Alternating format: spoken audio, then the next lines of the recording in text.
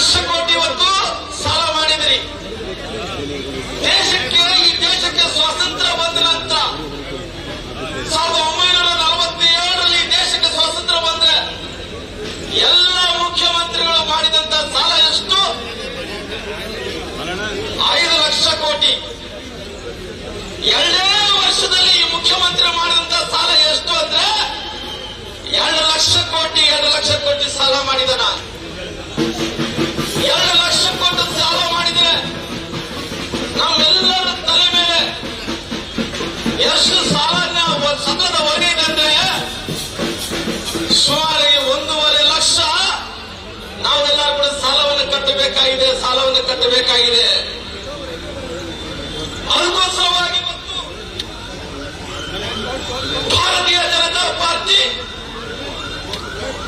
ಇವತ್ತು ನಿಮ್ಮೆಲ್ಲರ ಆಶೀರ್ವಾದದಿಂದ ಜನ ಆಕ್ರೋಶ ಆಂದೋಲನ ಯಾತ್ರೆಯನ್ನು ನಾವು ಪ್ರಾರಂಭ ಮಾಡಿದ್ವಿ. ಮುಂದಿನ ದಿನಗಳಲ್ಲಿ ಸಂಪೂರ್ಣವಾಗಿ ಈ ರಾಜ್ಯದಲ್ಲಿದ್ದಂತ ಎಲ್ಲ ತಾಲೂಕುಗಳಲ್ಲಿ ಗ್ರಾಮಗಳಿಗೆ ಎಲ್ಲರ ಜೊತೆಗೆ ಒತ್ತುವಂತ ಕೆಲಸ ಮಾಡ್ತೀವಿ, ತಗೊಳ್ಳುವಂತ ಕೆಲಸ ಮಾಡ್ತೀವಿ. ಇವತ್ತು ಎಲ್ಲರೂ ಕೂಡ ಒಂದು ಜಾಗೃತಿಯನ್ನು ಮಾಡುವಂತ ಕೆಲಸ ಕೂಡ ನಾವು ಮಾಡ್ತೀವಿ. ಇವತ್ತು ನಿಮ್ಮೆಲ್ಲರ ಆಶೀರ್ವಾದದಿಂದ ಭಾರತೀಯ ಜನತಾ ಪಾರ್ಟಿ ಇತ್ತೀಚೆಗೆ ನಾವೆಲ್ಲರೂ ಕೂಡ ನೋಡಿರಬಹುದು. ಒಂದು ಕಡೆ ಸಿದ್ದರಾಮಯ್ಯ ಹೇಳಿಕೆಯನ್ನು ಕೊಡ್ತಾ ಇದ್ರು, ಏನು ಕೇಂದ್ರ ಸರ್ಕಾರ ಇವತ್ತು ಪೆಟ್ರೋಲ್ ಮೇಲೆ ಡೀಸೆಲ್ ಮೇಲೆ ರೇಟ್ ಜಾಸ್ತಿ ಮಾಡಿದೆ ಅಂತೇಳಿ. ಸ್ವಾಮಿ, ಪೆಟ್ರೋಲ್ ರೇಟ್ ಮೇಲೆ ಡೀಸೆಲ್ ರೇಟ್ ಮೇಲೆ ಜಾಸ್ತಿ ಮಾಡಿದರೋ ಅದು ಕೇಂದ್ರ ಸರ್ಕಾರ ಮಾಡಿಲ್ಲ. ಅದು ತಾವು ಯಾವ ರೀತಿಯಲ್ಲಿ ಬೆಲೆ ಏರಿಕೆ ಜಾಸ್ತಿಯನ್ನು ಮಾಡಿದರೋ ಅದರ ಭಾಗವಾಗಿ ಒಂದು ಪೆಟ್ರೋಲ್ ಡೀಸೆಲ್ ರೇಟ್ ಜಾಸ್ತಿ ಮಾಡಿದಿರಿ. ಬೇರೆ ಬೇರೆ ರಾಜ್ಯಗಳಲ್ಲಿ ಇವತ್ತು ಪೆಟ್ರೋಲ್ ರೇಟು ಮತ್ತು ಡೀಸೆಲ್ ರೇಟು ಕಡಿಮೆ ಇದೆ. ನಮ್ಮ ರಾಜ್ಯದಲ್ಲಿ ಮಾತ್ರ ತುಟ್ಟಿಯಾಗಿದೆ ಅಂದ್ರೆ ಅದಕ್ಕೆ ಕಾರಣ ಅದು ಕಾಂಗ್ರೆಸ್ ಪಾರ್ಟಿ ಕಾರಣ ಇದೆ. ನಮ್ಮ ಪ್ರಹ್ಲಾದ್ ಜೋಶಿ ಅವರು ಹೇಳ್ತಾ ಇದ್ರು, ಶ್ರೀರಾಮುಲವರು ಇವತ್ತು ಪೆಟ್ರೋಲ್ ಮೇಲೆ ಏನು ಸ್ವಲ್ಪ 2 ರೂಪಾಯಿ ಜಾಸ್ತಿ ಆಗಿದೆ. 2 ರೂಪಾಯಿನ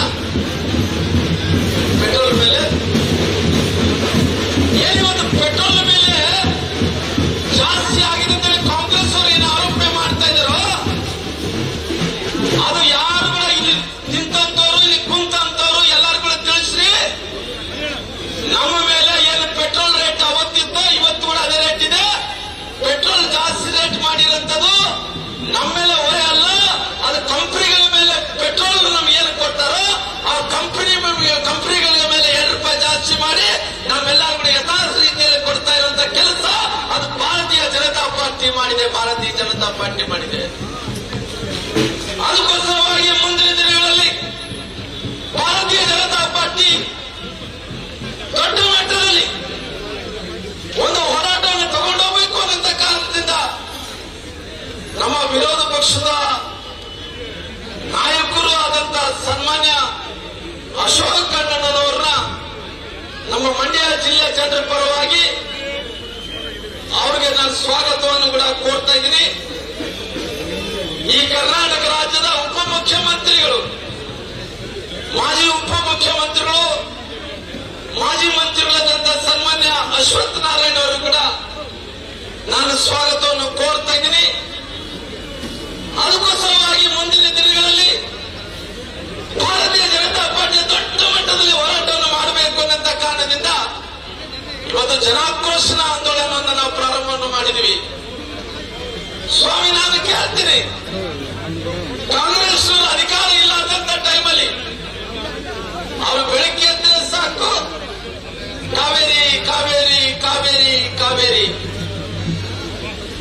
ಈ ಕಾವೇರಿ ವಿಚಾರದಲ್ಲಿ ಬೆಳಗ್ಗೆ ಎದ್ದರೆ ಸಾಕು ರಾತ್ರಿ ತನಕ ಕೂಡ ಬಹುಶಃ ಕಾವೇರಿ ವಿಚಾರ ಬಂದಂತ ಟೈಮಲ್ಲಿ ಕಾಂಗ್ರೆಸ್ ನಾಯಕರೆಲ್ಲರೂ ಕೂಡ ರಾತ್ರಿ ಕನಸಿನಲ್ಲಿ ಕೂಡ ಕಾವೇರಿ ಕಾವೇರಿ ಕಾವೇರಿ ನದಿ ಬಗ್ಗೆ ಮಾತಾಡ್ತಿದ್ರು. ಇವತ್ತು ಕಾಂಗ್ರೆಸ್ ಪಕ್ಷ ಅಧಿಕಾರಕ್ಕೆ ಬಂದ ನಂತರ ಧನ್ಯವಾದಗಳು ಕಾಂಗ್ರೆಸ್ ಪಕ್ಷದ ಪರಿಸ್ಥಿತಿ ಏನಾಗಿದೆ? ಇವತ್ತು ಬೆಳಗ್ಗೆ ಎಲ್ಲ ಕೂಡ ವಿರೋಧ ಮಾಡ್ತಾರ, ರಾತ್ರಿ ಎಲ್ಲ ಕೂಡ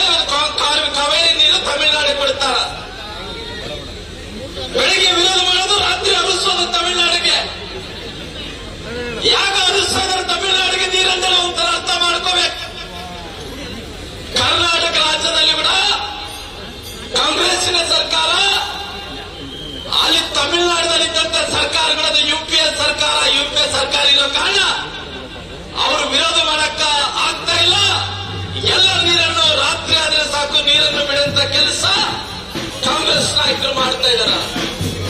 ಸ್ವಾಮಿ, ಕಾಂಗ್ರೆಸ್ ನಾಯಕರೆಲ್ಲರೂ ಕಾವೇರಿ ಬಗ್ಗೆ ಕೇಂದ್ರ ಸರ್ಕಾರದ ಬಗ್ಗೆ ಆರೋಪಣೆ ಮಾಡ್ತಾ ಇದ್ರಲ್ಲ, ನಿಮಗೆ ಸವಾಲ್ ಆಗ್ತೀನಿ. ಸ್ವಾಮಿ, ಇಲ್ಲಿರತಕ್ಕಂಥ ಸರ್ಕಾರ ನಿಮ್ಮದು, ತಮಿಳುನಾಡಿನಲ್ಲಿ ಇರ್ತಾ ಇರುವಂತಹ ಸರ್ಕಾರಗಳು ನಿಮ್ಮದು. ನಿಮಗೆ ತಾಕತ್ತಿದ್ರೆ ಒಂದು ಎನ್ಒಸಿ ತಮಿಳುನಾಡಿನಿಂದ ಕೊಡಿಸಿ, ಕೇಂದ್ರದಿಂದ ಕಾವೇರಿ ವಿಚಾರದಲ್ಲಿ ಏನಾಗಬೇಕಾದ್ರು ಅದೆಲ್ಲವನ್ನು ಪೂರ್ಣ ಜವಾಬ್ದಾರಿ ಕೇಂದ್ರ ಸರ್ಕಾರ, ಈ ದೇಶದ ಪ್ರಧಾನಮಂತ್ರಿಗಳಂತ ನರೇಂದ್ರ ಮೋದಿಜಿಯವರು ತಗೊಂತಾರಂತ ಮಾತನ್ನು ಕೂಡ ಹೇಳ್ತೀನಿ. ಅದಕ್ಕೋಸ್ಕರವಾಗಿ ಇವತ್ತು ಸರ್ಕಾರ ರವಿಯಣ್ಣ ಶಿವಕಣ್ಣರು ಬಹಳ ಚೆನ್ನಾಗಿ ಹೇಳ್ತಾರ, ಶ್ರೀರಾಮನ ಹುಟ್ಟಿಗೆ ಸಾವಿಗೆ ಎಲ್ಲದೂ ಕೂಡ ನಾವು ಟ್ಯಾಕ್ಸ್ ಅನ್ನು ಕಟ್ಟಬೇಕು. ಅದಕ್ಕೋಸ್ಕರವಾಗಿ ಮುಂದಿನ ದಿನಗಳಲ್ಲಿ ನಾನು ವಿನಂತಿ ಇಷ್ಟೇ, ಕರ್ನಾಟಕ ರಾಜ್ಯದಲ್ಲಿ ಪುನಃ ಭಾರತೀಯ ಜನತಾ ಪಾರ್ಟಿ ಸರ್ಕಾರ ಬರಬೇಕಾದ ದಿನ ನಿಮ್ಮೆಲ್ಲರ ಆಶೀರ್ವಾದವನ್ನು ಬೇಕಾಗಿದೆ. ಅದಕ್ಕೋಸ್ಕರವಾಗಿ ಜನಾಕ್ರೋಶ ಜನಾಂದೋಲನ ಕಾರ್ಯಕ್ರಮಗಳನ್ನು ಮಾಡುವಂತ ಕೆಲಸ ಮುಂದಾಗಲೇ ಕೂಡ ಇವತ್ತು ಕರ್ನಾಟಕ ರಾಜ್ಯದಲ್ಲಿ ನಮ್ಮ ನಾಯಕರೆಲ್ಲರೂ ಕೂಡ ಸೇರಿ ಮಾಡ್ತಾ ಇದ್ವಿ. ಅದಕ್ಕೋಸ್ಕರವಾಗಿ ನಿಮ್ಮ ಆಶೀರ್ವಾದ ಬೇಕು ಅನ್ನೋದಕ್ಕೋಸ್ಕರವಾಗಿ ಇಂತಹ ಕಾರ್ಯಕ್ರಮಗಳನ್ನು ಮಾಡ್ತಾ ಇದ್ವಿ. ಅದಕ್ಕೋಸ್ಕರವಾಗಿ ಬಹಳಷ್ಟು ಸಮಯ ಆಗಿದೆ. ಇವತ್ತು ನನಗೆ ಅವಕಾಶ ಮಾಡಿಕೊಟ್ಟಿರುವಂತ ಎಲ್ಲ ನಾಯಕರಿಗೆ ನಾನು ವಂದಿಸುತ್ತಾ ನಾನು ಮಾತುಗಳು ಮುಕ್ತಾಯ ಮಾಡ್ತಾ ಇದ್ದೀನಿ. ನಮ್ಮ ಹಿರಿಯರು ಮಾಜಿ ಮಂತ್ರಿಗಳಂತ ನಾರಾಯಣಗೌಡ ಸಾಹೇಬರಿಗೆ ನಾನು ಮೈಕನ್ನು ಒಪ್ಪಿಸಿ